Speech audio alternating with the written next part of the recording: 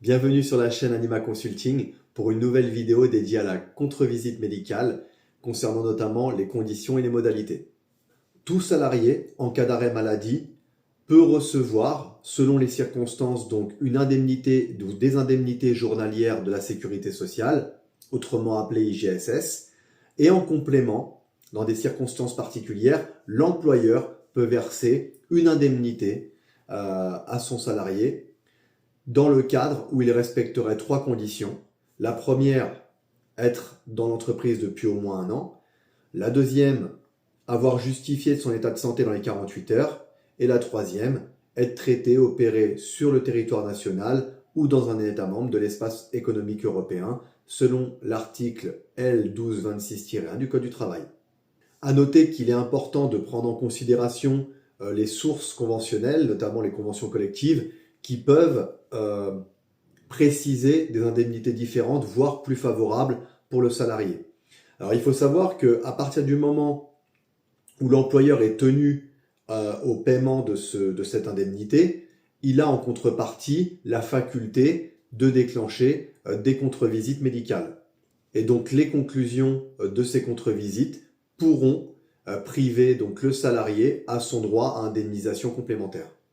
Nota bene, en vertu du droit applicable en Alsace-Moselle, un employeur ne pourra avoir recours à la contre-visite médicale dans les départements du Bas-Rhin, du Haut-Rhin et de la Moselle, selon l'article L1226-23 du Code du travail.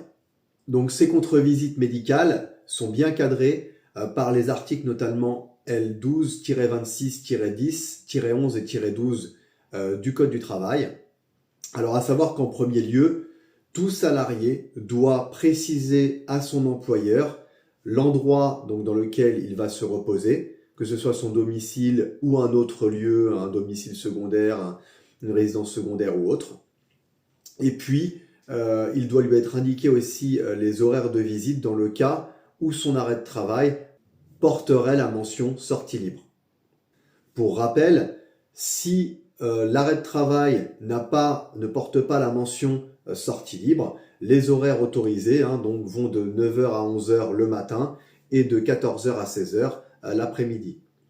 Donc en dehors de ça, le médecin peut passer à tout moment. Bien évidemment, il doit prévenir de sa venue, organiser donc sa venue en amont avec le salarié. Le médecin donc qui effectuera cette contre-visite sera mandaté librement par l'employeur.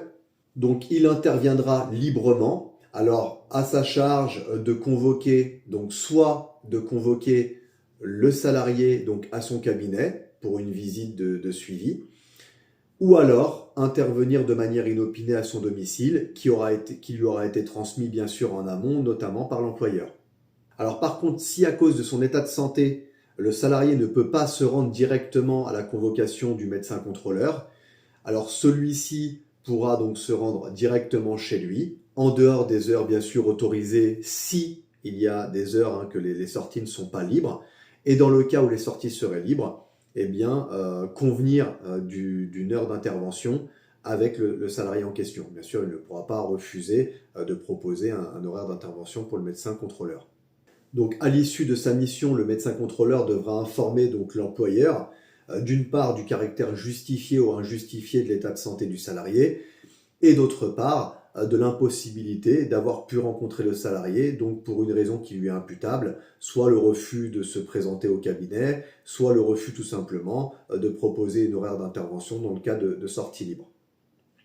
Alors il faut savoir que suite à ces conclusions, et si le médecin contrôleur n'a pas pu correctement faire son contrôle et réaliser son intervention, pourra donc le transmettre bien sûr à l'employeur qui lui interrompra l'indemnité complémentaire de versement en plus des IJSS. Alors, à savoir que ce non-versement de l'employeur n'entraînera pas de fait le non-versement des IJSS, des indemnités journalières de la sécurité sociale. Par contre, si donc les conclusions que le médecin contrôleur fera à l'employeur, il en fera de même à la CPM, la Caisse primaire d'assurance maladie, et celle-ci pourra trancher donc au bout de 10 jours francs de stopper totalement le versement des indemnités journalières de la sécurité sociale.